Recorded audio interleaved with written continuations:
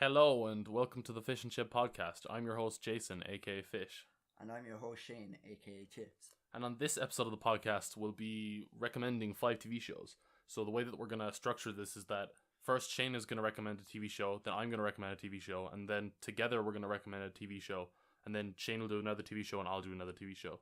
So we'll start off with Shane's first TV show. So what's your first TV show, Shane? So I actually, Parks and Recreation. I actually only, started watching it 2 weeks ago. I binged it in a whole week.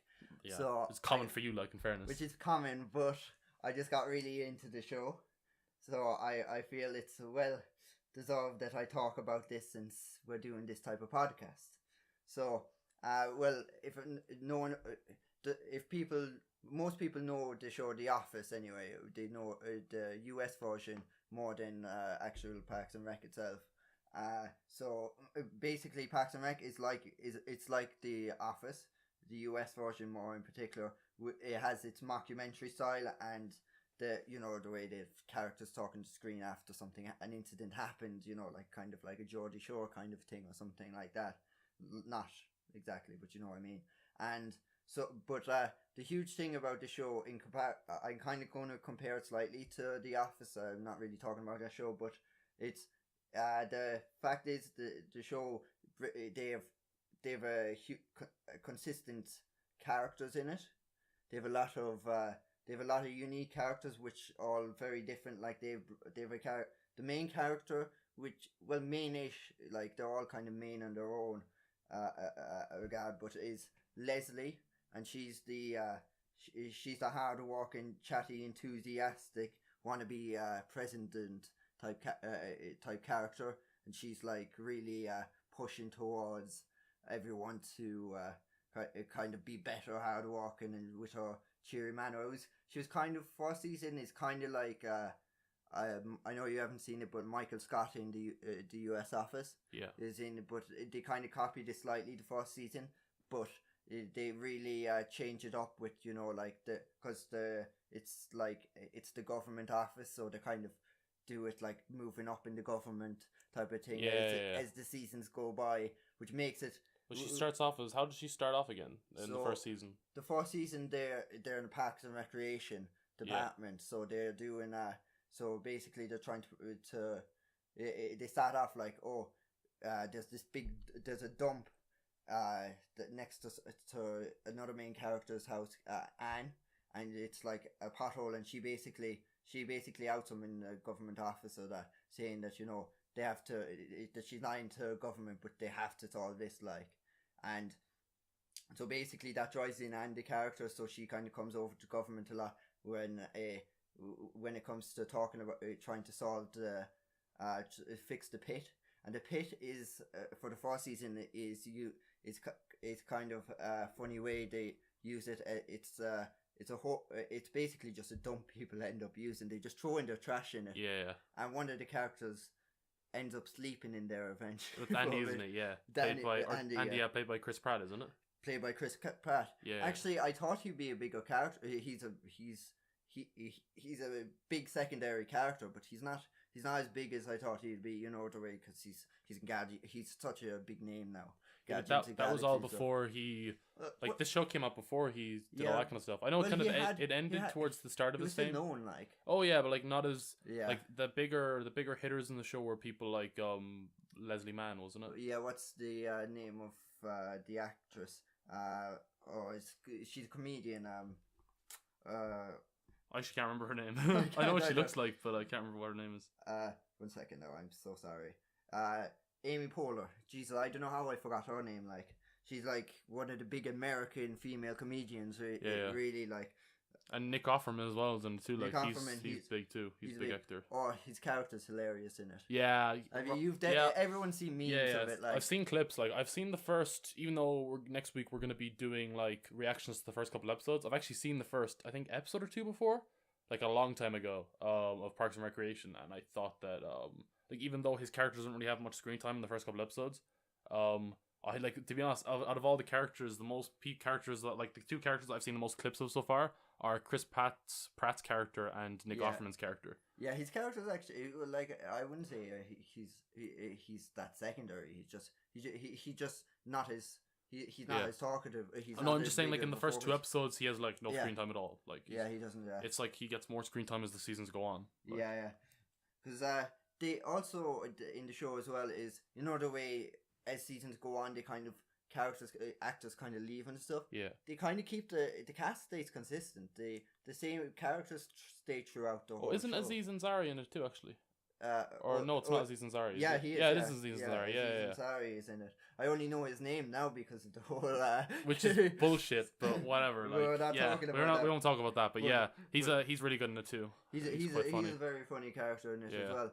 He plays Tom, who he's like kind of Barney from How I Met Your Mother. Oh, is he?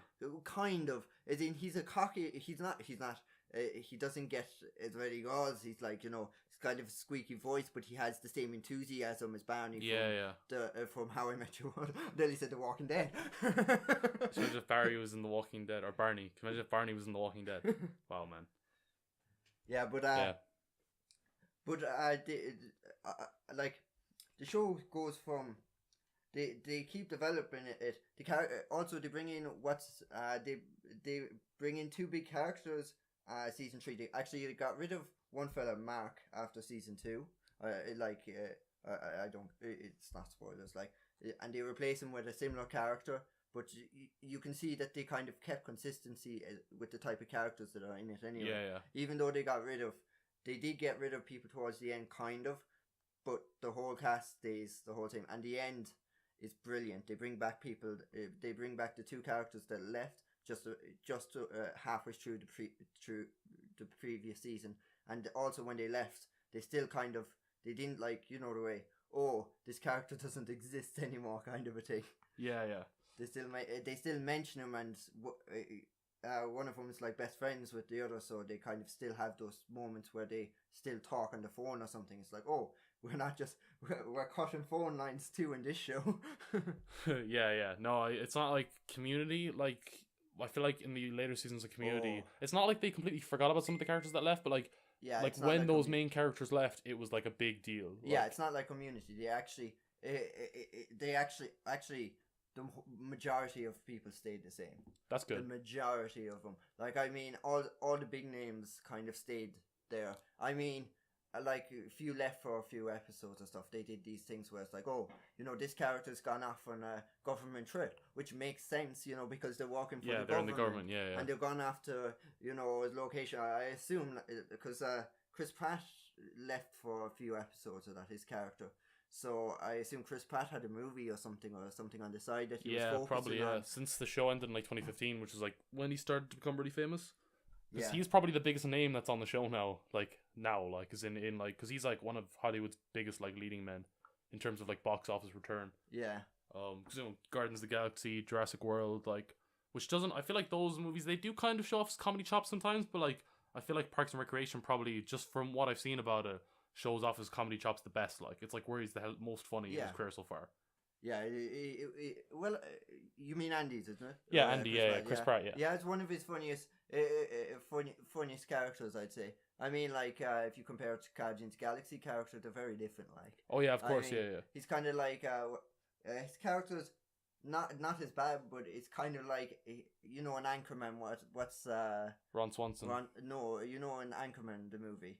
Who, the actor, or the fella who plays Michael Scott in The Office. Oh yeah, Brick. Yeah, Brick, he plays Brick and thing. Yeah. But Brick is very similar to Andy is very similar to the Brick from Anchorman. Oh, is he? Yeah. Oh, he is. In a yeah, sense, yeah. He's not He's not as stupid. Yeah. He's not as stupid. They keep a realism type thing to it, although the character is consistent with his stupidity. Yeah. And it's the way they do these things in all shows. It's they have these moments of actual smartness, and then it goes back down to you say something stupid after kind of a thing. But and I don't know.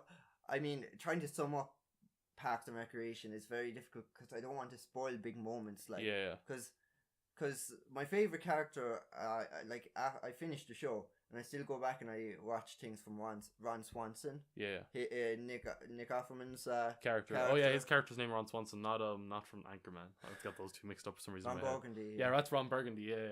Yeah. Yeah, I was so confused why you said Ron Swanson. Now it makes sense. Yeah, that's fine. Okay, so so who's your favorite character? Why is he your favorite character? But you see, he's an old-fashioned kind of character. Well, old-fashioned kind of like he's like, oh, he says this thing in the show. It's like, oh, I believe that there shouldn't be any government and that the world should be run by corporations like Chuck E. Cheese.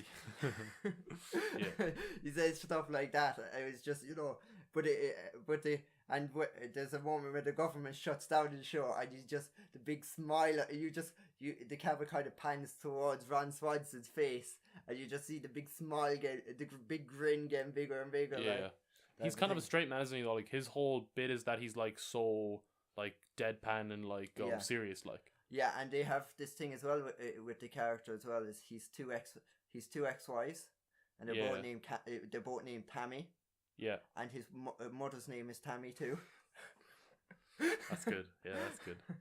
Yeah, and the two ex-wives are crazy, but only his second ex-wife is in the show a lot of the time. But his first ex-wife is only showed for like 1 or 2 episodes. Mm-hmm. So, but it's a bit, and the second ex-wife is a librarian, and everyone just hates the library basically because of her. That's good. Yeah. And are they married on the show at all, or is it they're divorced when the show starts? Oh no, they're divorced. It's literally the characters the Tammy characters are introduced when they do a episode where everyone's trying to dig up dirt on each other. Okay. Which is actually brilliant. It's just like, and there's one character who just doesn't want any dirt. He's like, I did not want to play this game. And he gets the most shit dug up on him. Yeah. Is that who's? Yeah. No, I won't spoil it. I won't spoil it. But are you saying there's a lot of like political satire in it, or is it? Oh, there's a lot of political satire, but it doesn't. It doesn't like focus on political problems in the present or anything. Yeah. It's it's different. Like if you're talking about anything in if you do a show on the government, of course there's going to be resemblances, but they're not focusing on it. Yeah. They're not trying to be politically correct or all that stuff. They're not trying to they weren't focusing on like Obama or anything that was in the office at the time of the show. Which he was in the office for like the duration of the show, wasn't he? Because the show started when his tenure started and ended before his tenure ended. So yeah. So I know you meant the show in the office. I was like, Obama wasn't in it. No. So yes. And so are you saying it's more of like a character study than like a character study, and there's also good character development in it as well. Yeah. And sure, Andy's character is a very small role in season 1. Yeah, no, he doesn't, because I was kind of surprised. He's just a boyfriend of the girl of Anne, who's the one who's like giving out about the government. Yeah. But it kind of seems like he gets introduced in because he lives in a pit. Yeah, it kind of. Well, he was interested in the first episode, I remember as well, because he was in like he broke his legs or something falling into the pit. Also, yeah. I'm not really spoiling much just in case people are thinking that I'm bringing out, because there's a lot more in depth with the show, and also I'm only bringing up small funny moments. Exactly. Yeah. They're a lot better on screen. You'll forget what I said. Like, but is it kind of like the IT crowd, where like it's the story isn't like the biggest focus? It's like the comedy and the characters, or like what is the best part of the show? I wouldn't say like the IT crowd. IT crowd's a bad comparison, because the development of the show is kind of big, like how things. It's just a very slow development, because sure, as I said at the start, they kind of go up the ladder in the government as season goes on, like. That's cool. Yeah. So the plot is very important. Yeah. So it's as opposed to like in IT crowd where they're just stuck in one office the entire time. Yeah. Like they're like always at the bottom until like. Yeah. Okay. All right. So Have you got anything else to say about the show? No, I say that's nearly everything about Parks and Recreation. I don't think I summed it. I don't think I gave it the praise it deserved. Yeah. It deserved, but I tell you, it's one of those shows you have to watch. Like, I think it seems like more of a show that like you just have to go see. Like you have it's to go see. Like, it's hard to like explain. Like it's like the IT crowd as well was like a really hard sell. Like, I just started watching it's it. very difficult to like try and convince someone to watch comedy, because what sells comedies is the jokes. Yeah, exactly. Yeah, And you can't go. you can't spoil the jokes. Like Yeah, and also when you repeat jokes as well, it doesn't come out as well when it Yeah, comes from your own of voice. course, yeah. Like, you have to actually see it to know how good the characters are in it. yeah, okay. So if you were to the type of people that you think should watch it, just summing up, would you say like people that like shows like The Office, the U.S. People- Office? Oh, I actually, when I was told to, the reason I watched Parks and Recreation is because a friend said to me that it was better than The Office, and I called bullshit on it.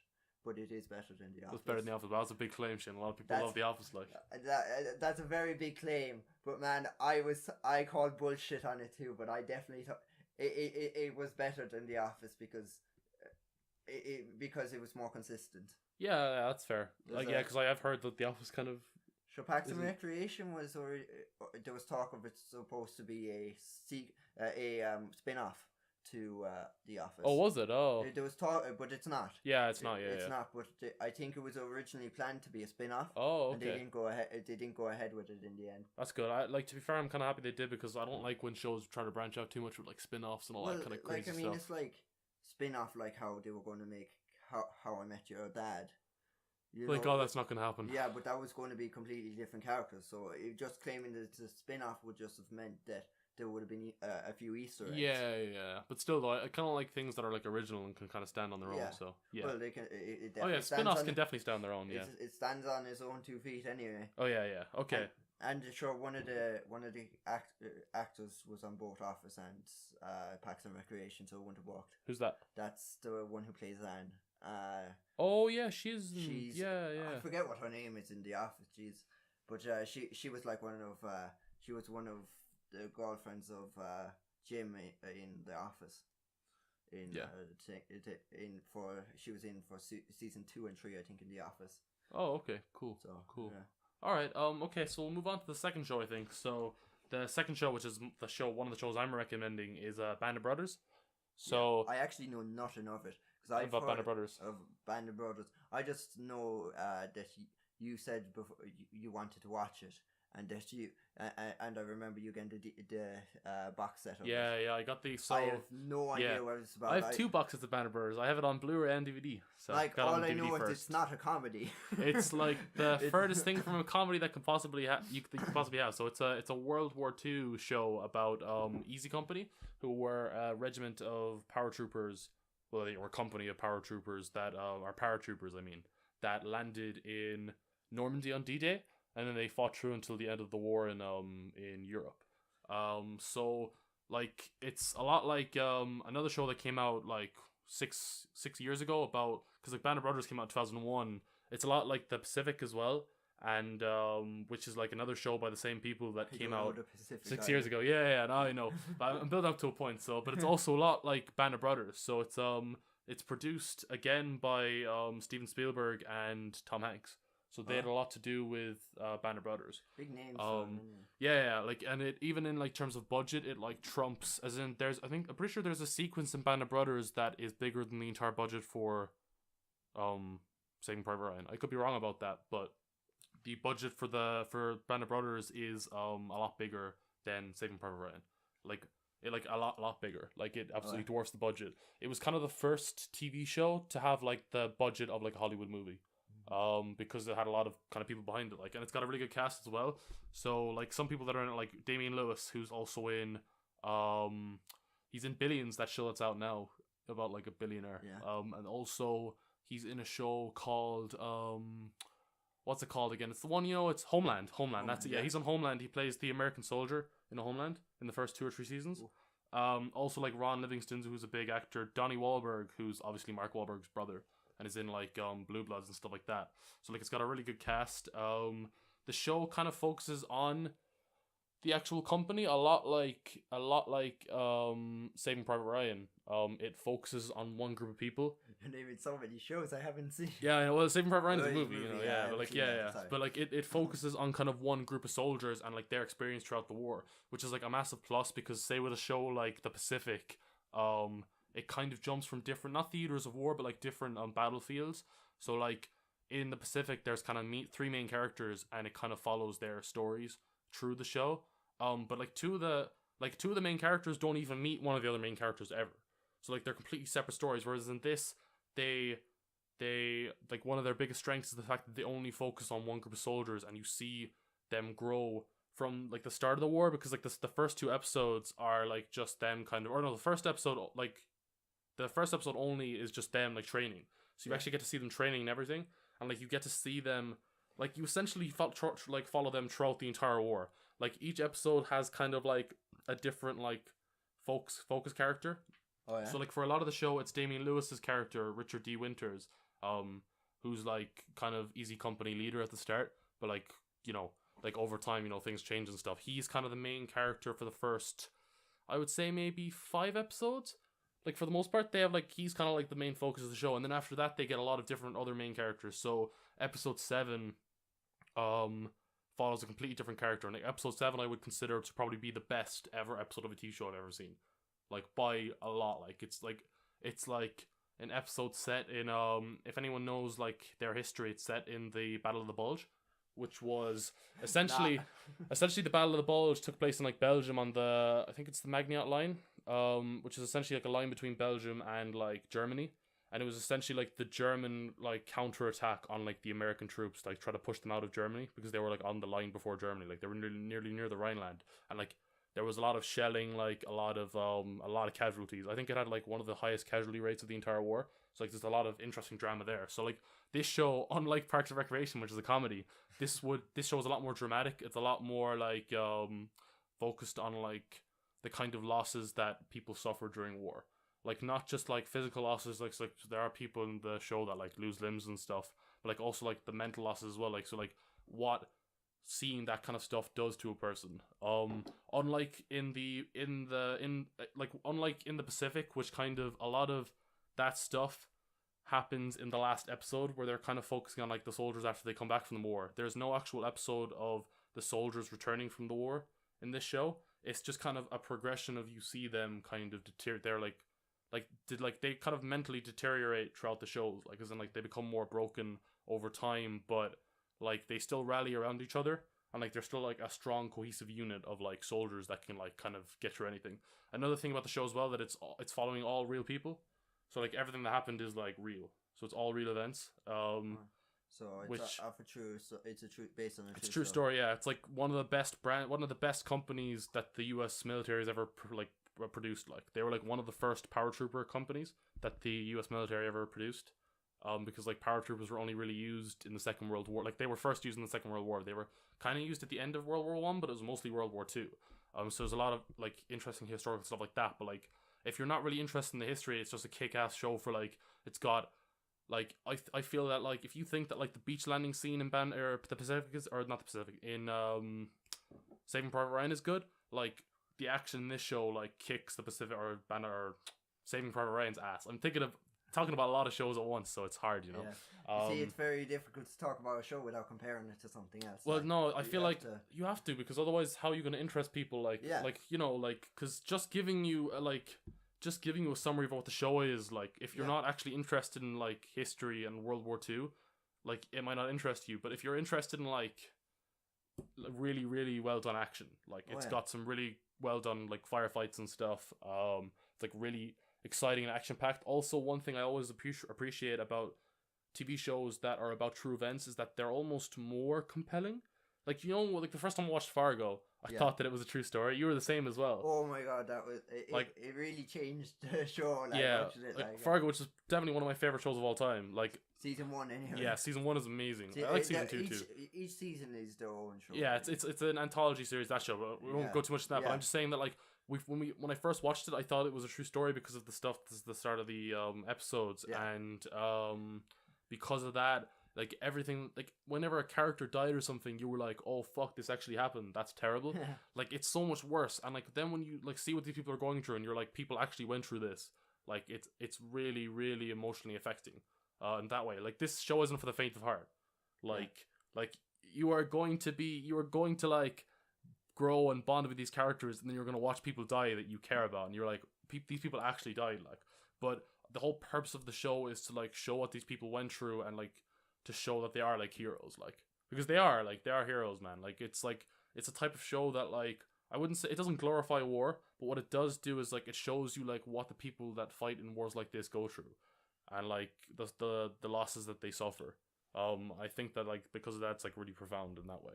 Like especially because like, as you can probably tell, I'm not a huge comedy guy. Like I do like comedies. Like I've started to get into them more recently, but like it's really dramatic shows. That's my bread and butter. Like, and this is one of the best like dramatic shows you can see on television. It's a miniseries as well, so it's only 10 parts. So I think it clocks in altogether in under like 8.5 hours.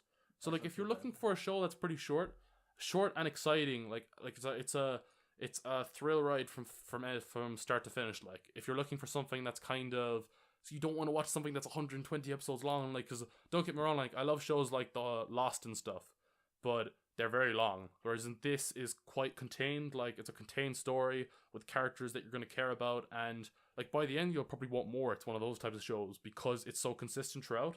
Like I'm pretty sure it's the top rated show on IMDb as well. Oh yeah. So it's not exactly like an underrated show. It's got a 9.5 out of 10 on IMDb, which is unheard of. Most and things 100% on Rotten Tomatoes. Yeah, well, fucking well, man. There's nothing. There's like this show. I don't really have much faults in with. I will say that unlike the Pacific, which really, because there's less characters, you can really tell who everyone is. There are a lot of characters in the show, man. And like there are people like Michael Fassbender and James McAvoy in this, and like they don't even have major parts. They're like really minor characters. Because they weren't big back then, because this is like the early 2000s. But like there's a lot of really famous people in this show that you wouldn't like even think of. Tom Hardy as well is in it, actually. Yeah. Oh, he is Tom Hardy's in it. Yeah, a cameo or just? He's in a couple of the last episodes. He might have been. I don't think he was all in it. I think he was a replacement, because like, so obviously in war, like as people die, which is like another like thing that you have to think about. As people die, they have to be replaced by someone, or when they get injured or whatever. So they're replaced with like replacements. So there's a big deal made about that, about like how these replacements like weren't really prepared for what they were gonna do, because like obviously they're getting thrown into the middle of it. Like it's essentially like being thrown into the middle of like the D-Day landings. Like that's what it's like for a replacement going into a war setting, like in World War II. So yeah, like it's just like it's just got so many like layers to it, man. Like honestly, I don't want to explain the plot too much, because like it's one of those shows where if you were to get spoilers, like if there were certain spoilers that you saw before you saw the show, it would like ruin it. It's like one of those shows that it's like really plot heavy. Yeah. Like the plot is really important, and like the characters are really important and stuff. It really puts a lot of emphasis on that. Like it's not like, say, Christopher Nolan's new movie Dunkirk, which is more about the event than the actual characters. Like it's more about the landings at Dunkirk than it is about the actual characters in it. This is a character study, full all in all.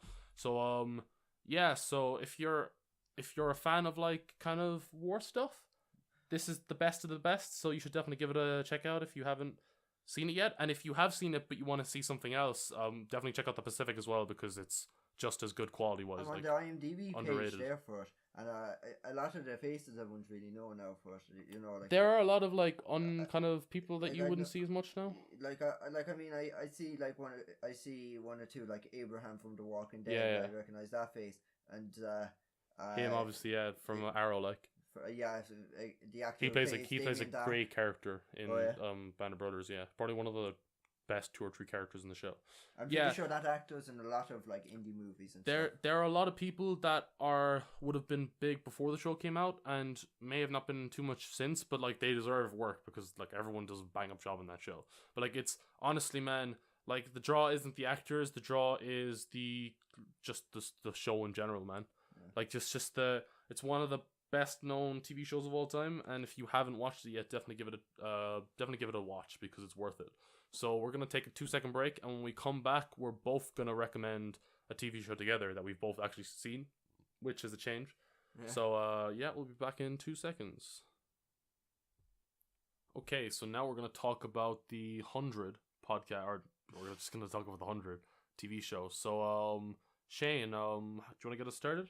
So, well, the 100 is like a lot of people know the 100 now. Actually, Yeah, a lot more than it's before. gotten a lot more like recognition now. So nowadays, because it's 4 seasons in, is it? I think they're starting their 5th season now in April. Yeah, it's 4 seasons next in month. Geez, I should know because I know the premise of each season. Yeah, one by one. It's they're 4 seasons in, and they're going to their 5th one now. I think it's around 50 days now. Cause it's like the end of April. I think it's like the 26th of April or something is when it's starting. Which is, I'm pretty sure it starts the same day I have an exam. So anyway, for those who don't know anything about the 100, I'll just give a brief summary from what I see on IMDb anyway, because it's the easiest. It's set 97 years after a nuclear war wiped out almost all life on Earth. Yeah. So we're introduced to the Ark, and and it's like a space station that like orbits the Earth. Yeah. And it was like people were sent there to like avoid the nuclear catastrophe essentially. And they have this whole thing about, they have kind of a history thing with the stations as well. There's 12 space stations. Yeah, all different nations, and they decide to come together to like survive. And they bring in more history to do with the Ark as well later on in the show. And especially the ground as well. And that's season 1 we're introduced to the grounders. Yeah. Well, introduced is a very they introduce themselves to us. Well, they're like they're not really seen for the first 3 or 4 episodes. For a good few episodes, they're just there's people there, you just don't know. They're just they're just so adapted to the ground that it's like when the I forgot to say that it's basically 100 people. 100 students. So essentially, what happens is the Ark. If you commit a crime, you get You get floated. You get floated, which essentially you get put out into space. Like if you do a crime, unless you're under the age of 18, and if they do that, they imprison you until you're 18. Then they float you because they don't want to kill people under the age of 18. Until you're 18, and then you get trialed. Oh yeah, you get trialed. Yeah. I forgot about that. You when you're 18, you get trialed on whether or not you should go floated or not. Yeah, because you might have done something like not depends that bad. On the severity of your... Exactly. Like it depends if you killed someone or you like stole a piece of bread. Like, you might, and if you've redeemed it or whatever. Yeah, exactly. Yeah, because obviously you can be reformed in prison and all that jazz. So then what they decide to do is, because it's been 97 years since the catastrophe and the Ark is starting to run out of supplies, they run out of oxygen. Yeah, they were starting to run out of oxygen and stuff. Yeah, and also kind of food and stuff too. Like it was oxygen, because there was the whole premise of having to shut down the oxygen in one. So let's not spoil shit. Okay. Well, it kind of is, but if you give specifics, which we're not going to give specifics for the TV show, we're just gonna kind of more give you a recommendation. So they decide to send 100 teenagers, people under the age of 18, down to the ground to see if it's inhabitable. If it's habitable. Sorry, well, just to see either way. So they're essentially a lot, the general consensus when they send them down is that they're sending them to their deaths. It's they don't have a lot of hope that's actually going to be habitable. Yeah. But it turns out to be.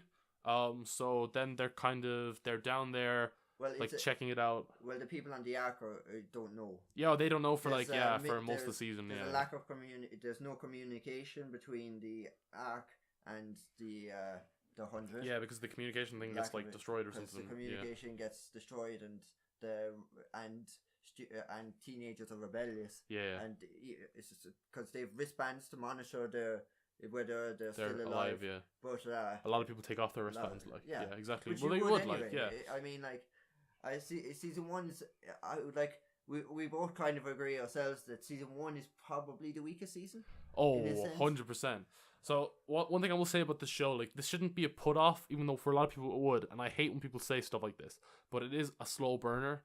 So the first season, especially the first half of the first season, it's not amazing. It's very teen drama. It is very teen drama. It's not teen drama after It's first not. season. It's not even for teen Well, drama after like the first 6 yeah. episodes. Like it gets Well, so. it depends what you consider a teen drama. Yeah, I guess. But no, it's not after after the first few episodes. Once they establish what's going on, Yeah. is it becomes its own proper. Exactly, It becomes yeah. serious, like. Well, like even like Jason Rosenberg, who's the creator of the Yeah, I show, was has about said to say that his biggest regret is the first 3 episodes of the show. Yeah. Like they made a lot of mistakes, especially with like they kill off certain characters that like we're not gonna say anything about it, but like they kill people and you're like, why'd you do that?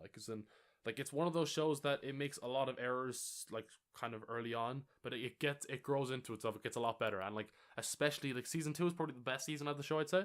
There's a lot of big moments in 2 that are because like there's a lot of big moments in 2 that like really make the show memorable because like each season kind of has a different antagonist, a different kind of, I wouldn't say plot. A different plot. Yeah, like a different, well, kind of a different plot. Like it's different all threat, it's all a one. different threat. Yeah, different threat. Yeah, that's why it's antagonist. Like it's like Yeah, it's like it's a continuous story, but it's ever changing. It's always developing.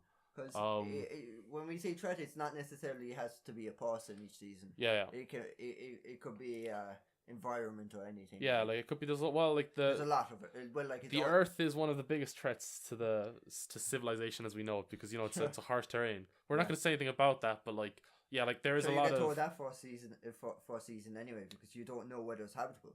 Exactly, yeah. So it's like imagine anything that could be like with the fallout of like a place, like say like a nuclear fallout, like anything that could happen with that, like that's what the 100 kind also of the focuses effect on. it has on the radiation has on the planet. Like I mean, it's not like too extreme. It's just radiation.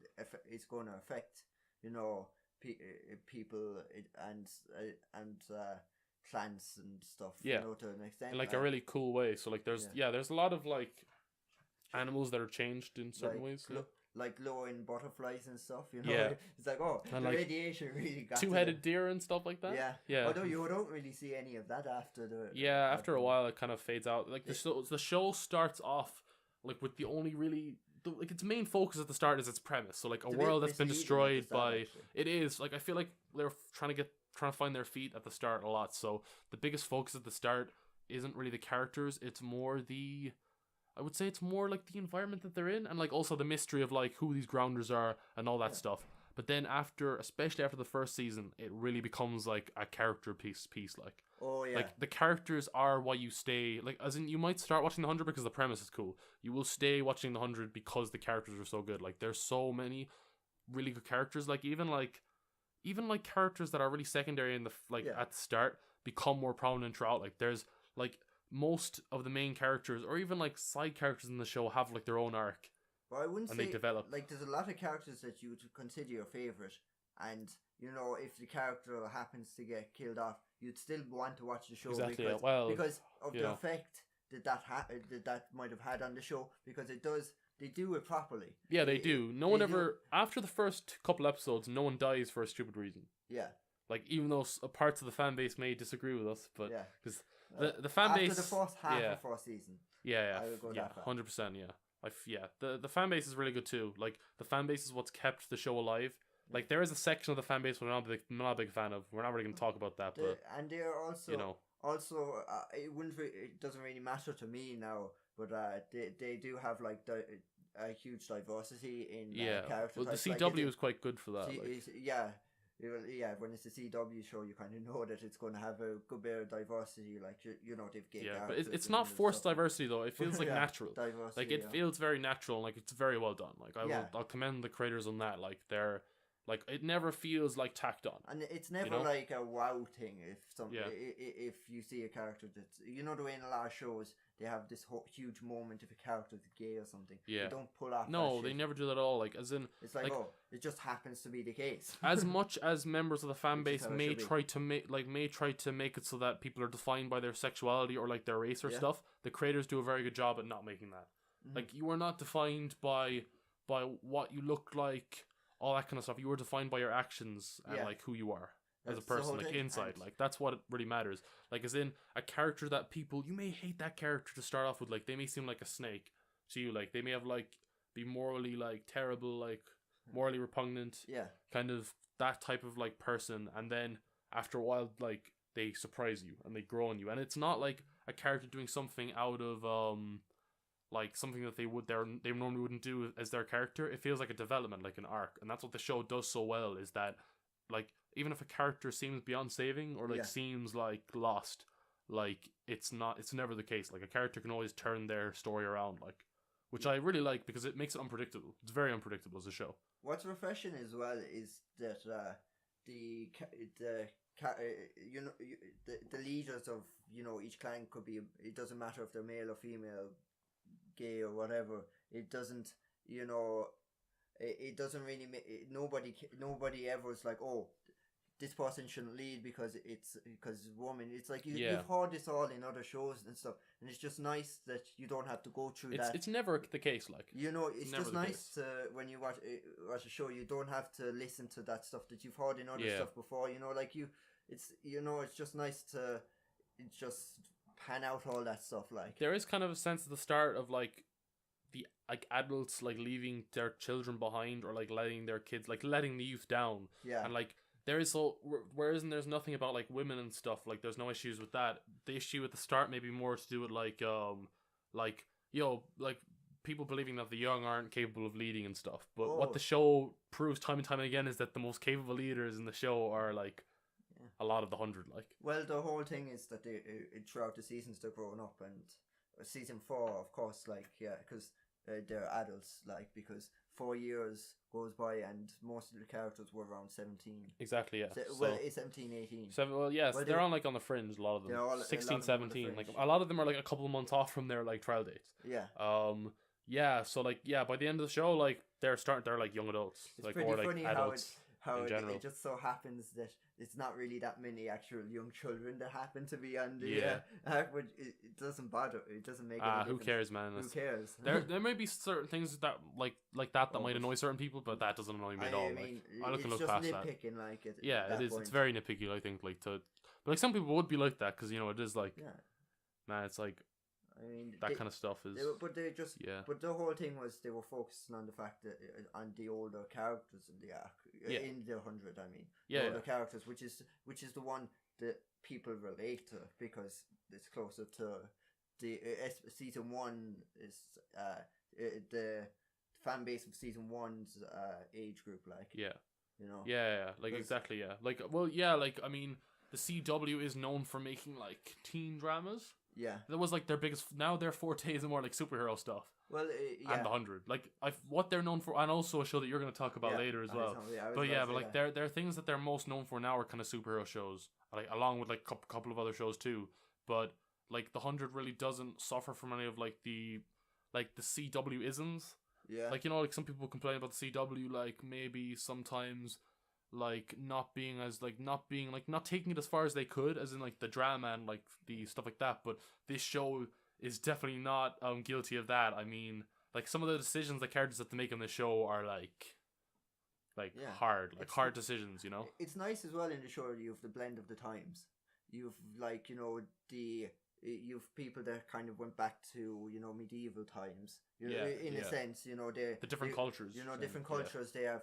A lot of people don't really have weapons or that because there's not much on the land or that. But then there's people like who kind of were hidden in a big ark or something like that. Yeah. And there's and then there's the mountain, which is teased in season 1. Like, like people that like live in like a bunker essentially. And they have weapons, like and they're more developed. They're a more developed society, because they didn't really lose because obviously like they didn't lose their connection to the past. Yeah, exactly. Yeah, like because like you get the sense with like a lot of the grounders, they've gone back to like the roots of like almost like the Native Americans or like tribal people. Like they're a very tribal culture and society, and you learn a lot about the grounders, like especially after season 2.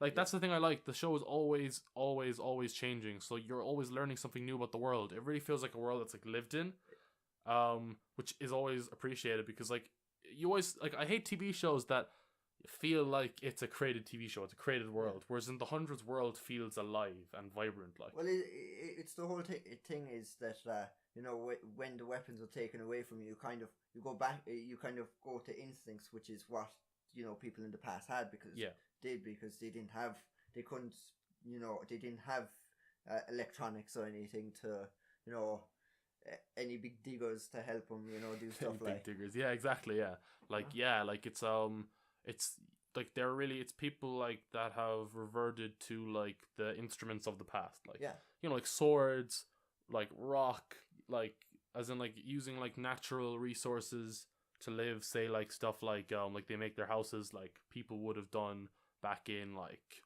caveman times. Do you have much more to say about the show? Because I feel like we said enough. Because we could tell you what every single season's about, but I feel like that would be spoiling it. It's the type of show that you should watch. Like, it's worth watching. Because it's getting close now, to season 5. Season 5.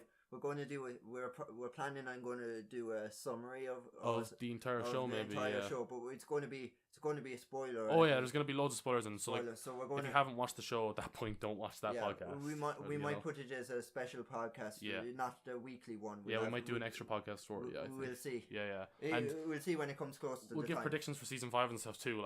But if you get the chance before that podcast, you should definitely watch The 100 though, because it's one of those shows that like it really treats its fan base well, as in terms of like it's the quality is really consistent throughout. Like it hasn't, since the middle of season 1, it hasn't dropped in quality at all. It's like there are ups and downs like most TV shows, you know, like there are episodes that you might not like as much, but the overall story is really high in quality, and like they're always introducing new characters that are like entertaining and like make it feel like, okay, one of my old favorite characters might not be there anymore, but there's all these new characters that are great. And like that's always a plus, because with some shows when they introduce new characters, you're not as like with Community.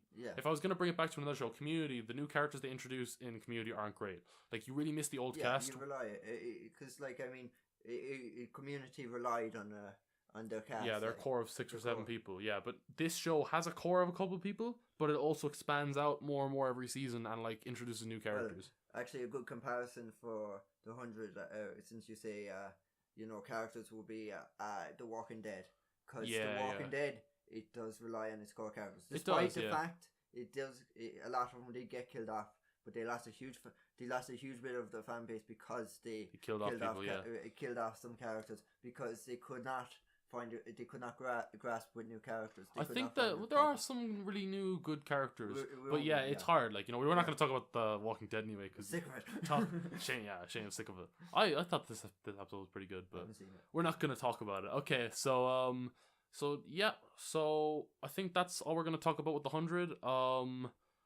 So you would say that like the first 6 episodes are a bit weak, but you need to like, I would almost push through, and because you know that everything after that is going to be fantastic. Well, I started watching the show because I thought the premise was interesting. Exactly, like it has a lot of legs. The premise, like I was kind of immune to some of the corny stuff in it, but in season 1, but I thought it was pretty good.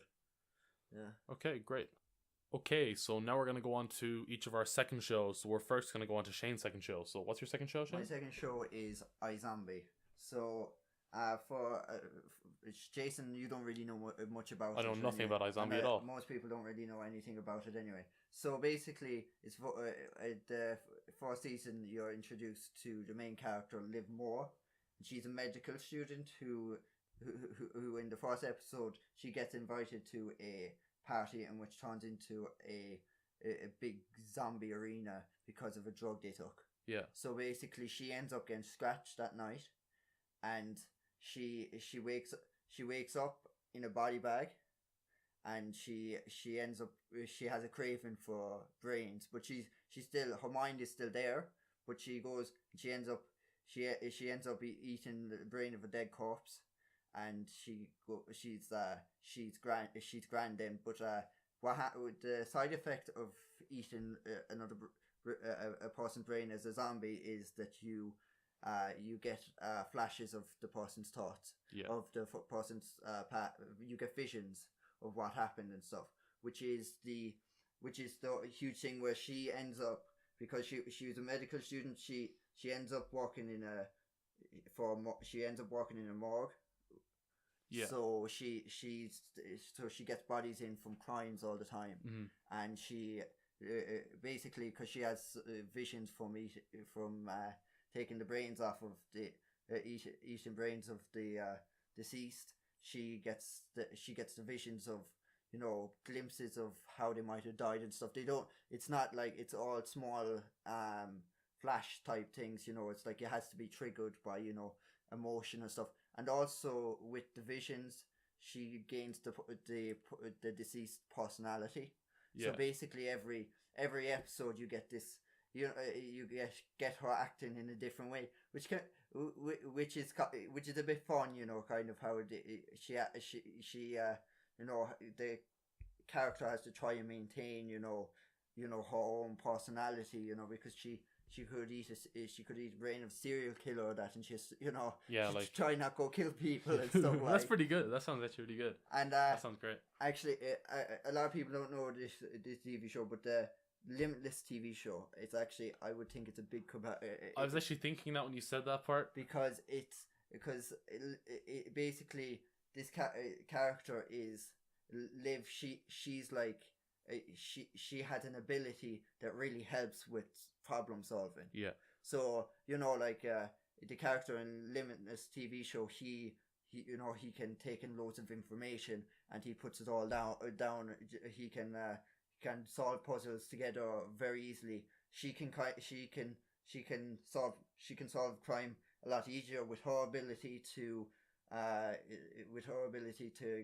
gain visions of the deceased past and stuff. So she ends up, because of these visions, she basically tells she basically tells the detective, one of the main characters who's a detective, that she's a what's a person who sees visions, fucking what's psychic. it again? Yeah, psychic. Yeah, that she's a psychic or that.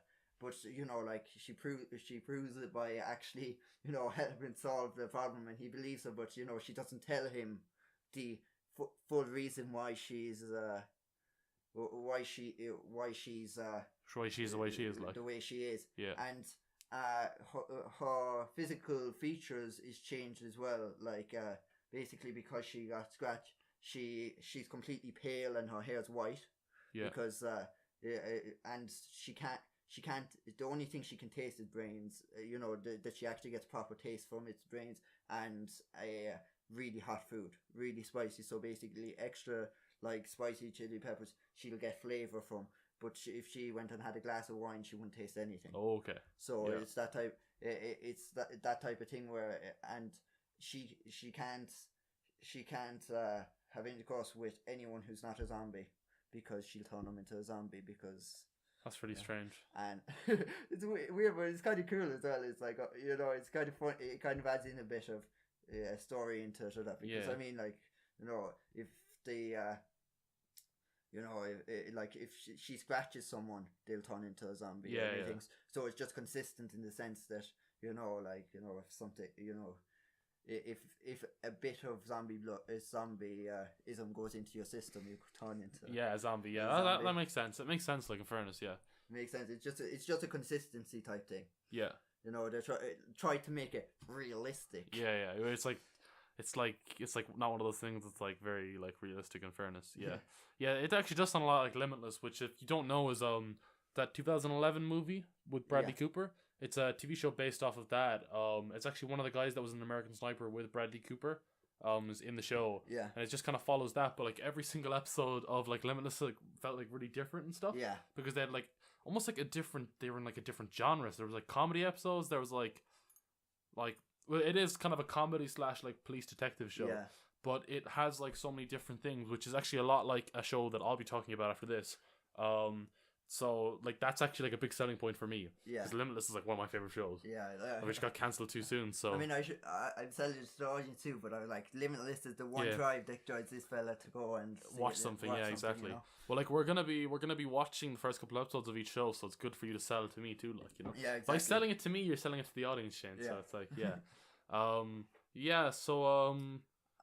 like, I would go more in depth in it, like, you know, they've kind of been they've antagonists and stuff in it, but there's not really that's not really much to talk about. I feel that the premise itself is the drive, Yeah. and that if you go, it goes more in depth. I'm just more describing the general episodes, just so you're not.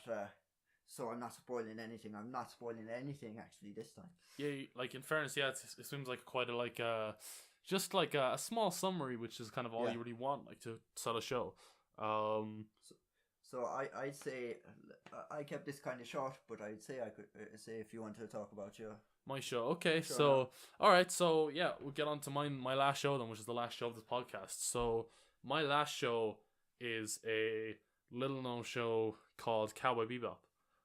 So Cowboy Bebop, if some people don't know, is an anime essentially. So like that fact alone. American anime, isn't it? No, it's Japanese. Yeah, it's done by. I'll talk more about the director and stuff soon because that's a big part of why the show is good. So like a lot of people when they hear the word anime would be quite turned off by a TV show, which I can understand, like because a lot of animes are fucking like weird, like. You know, like that is a massive generalization, but that's what people think when they think of anime. They think of like children's shows or like weird like Japanese shit, like essentially. Yeah. But this is not one of those, and that's an oversimplification for an entire like art form as well. But like we won't talk about that. Like but that is a massive simplification for this show because like realistically this show was like I would consider it like a masterpiece of like television. So what the show is about is it like follows like the adventures and like misadventures of like bounty hunters in space essentially. So it's got a lot of like it takes inspiration a lot from like old westerns and like Star Wars and stuff like that. Yeah. And like old samurai movies too. So it has a lot of like more so than like a show like Limitless. It's got a lot of like genre bending. So like it's like an episodic show. So like every single episode might have like a different kind of story almost. Yeah. But there is like a continuing narrative throughout the show, which gets explored more and more as you go through it. Like that, I think that's one of the strengths of the show is that you could theoretically watch a random episode and actually get the show without watching the rest of the show, which is like always kind of a strong point with shows like this because I feel like sometimes shows like this when they have like really convoluted plots. Which, like, I suppose the plot for this show is kind of convoluted in a way, but it's kind of simple at the same time. But, like, it doesn't overly focus on the plot sometimes. It more focuses on the characters and their relationships with each other. So, like, the main character is a guy called Spike Spiegel, who's probably my favorite character of all time, I'd imagine. He's, like, this really cool dude that, used to work in, like, a crime organization, essentially. That's, like, I'm not going to say much about that because it's kind of spoiler-ish territory. But now he's a bounty hunter. But he's, like, amazingly good like fighting wise and he's smart and stuff, but he's a terrible bounty hunter. And then there's like Jet Black, who's like the kind of the Bebop's pilot essentially. I earlier when you mentioned the character's name behind he thought I was talking about Jack Black. I was like, what? Jack Black's they could literally not be further away from each other. So like Jet Black is kind of like the straight man. He's kind of like he's almost like a father figure for the crew, but like no one ever listens to him. He's like your dad if no one listened to him, which no one listens to your dad because, you know, I mean... I don't have a dad. Because I don't have a dad because he's dead. Yeah, so, like, he's kind of like the father figure, but no one ever listens to his advice. Like, they just do whatever anyway. So then there's, like, Faye Valentine, who's, like, the beautiful female of the group, but she's also can kind of, like, kick ass, and she's, like, fierce, like. And also kind of, like, scary in a way, too. Like, if I knew her in real life, I'd be kind of scared of her, because she's, like, kind of crazy a tiny bit. A while back, I saw like 1 or 2 episodes of this. I think a bit more, but I saw a tiny few, and the most memorable thing was the theme tune. Was the what? the theme song for Cowboy Bebop. Oh, the theme. Oh, yes. So I'll get onto the music in a second. Sorry. Mike almost fell. I'll get onto the music and stuff in a second. Yeah, I know. That's one thing I remember. The theme is amazing. It's great. It's yeah, but yeah. So getting back to the characters, then the last kind of rounding out the crew. Then there's Ed, who's like a kid, which I've actually never been sure if Ed is male or female. I still don't know to this day. I think Ed's a woman or girl, but I don't know. Ed is kind of forgettable. Not a big fan of Ed. I'm sure if you it's the worst part of the show in my opinion. If you watch the dub, you probably know.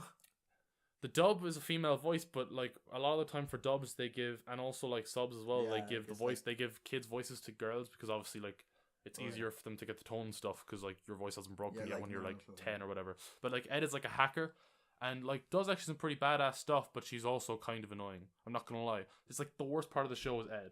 But like that's not saying much because Ed's not even that bad because the show is just so good. And then they've got the dog Ein, who's like not a what type of dog is a corgi, isn't he? But yeah, like whenever anyone Oh. sees a dog like Ein, they're like, "Oh my god, that's Ein," you know? Yeah. But like that's how well known this dog is. Like it's one of the best dogs in fiction. So yeah, so it's just kind of about their adventures going around the galaxy, trying to like essentially like earn money to eat because they're really terrible bounty hunters, so they like never have money and they're always poor. They're like always eating like beans and stuff. Oh, And yeah. they never have like most of the plot of the show is just them trying to like get money for food, essentially. But it's like so simplistic that like the characters and like their interactions really shine through, and also like the way it's directed. So Shinichiro Watanabe is like probably one of the best known animation directors, I would say. Like outside of Japan, even like he'd be quite well known within the community. He actually directed. So what people might know him for is that the new movie Blade Runner 2049. There were 3 shorts done for that film. So like shorts before the film came out. Like so one was with Dave Bautista, and stuff like that. But the animated one, which was actually the longest and had like the most important story for the actual like film, was done by Shinichiro Watanabe. He directed that because he's good friends with the director of Blade Runner 2049, Denis Villeneuve, and he was handpicked for that thing. So like that's how like acclaimed this director is. Like he's done a lot of shows. Like a lot of his shows are on Netflix. Like Cowboy Bebop is on Netflix if you want to watch it. The entire thing is on Netflix. Because his shows are so like acclaimed, and like a lot of people would credit Cowboy Bebop as like their gateway into like watching anime. Or like even people that don't like anime like Cowboy Bebop, which I think not liking anime is kind of stupid because it's like saying I don't like movies or television. I mean, people watch Family Guy and Simpsons, and nobody judges that. Well, that's like, animation, and that's it's like animation, and but it's I mean, adult. It's stupid, man. Like people, no, but I mean, just because of the look of the thing, you can't judge it. I mean, exactly, yeah. I mean, what the movie Sausage Party and stuff is. Well, it's was all a piss animation, take on like, it, yeah, it's kind of different in a way, but anime is different. no, sorry, but my point is essentially saying that like people that say they don't like an entire art form is kind of like weird. Like it's weird to me because like I'm pretty sure in every art form you can find at least one thing that you'll enjoy in it and if I you know I piss have off an open people mind. by comparing cartoons to Anime, anime, man, it doesn't matter. Like, I'm fuck sorry, it. guys. Who cares? Who cares? I'm sorry. Yeah. So yeah, the direction is a big part of the show. So every single episode has a different kind of story, like a different tone, different themes almost, and also like different genres. And a big part of like each episode being different is that like a lot of the episodes have different types of music. So like there's an episode like heavy rock, so like Metallica and stuff. There's a lot of different music in the show. There's a lot of blues and jazz. Like that is the main soundtrack of the show. It's a lot of that music is done by a composer called Yoko Kanno. Yeah. She's done a lot of TV shows. Like she's very well known. Like even I'm pretty sure she's done stuff outside of Japan too. Like if you don't know her, you would know her music. That kind of thing. She's done basically all of Shinichiro Watanabe shows, like Kids on the Slope and like Terran Resonance, Samurai Champloo. She's done all those shows. And one of the things that people most know Cowboy Bebop for is the main theme. Like, which is what you were talking about earlier. Like, the main theme for Cowboy Bebop is, like, this really jazzy, upbeat, like, piece.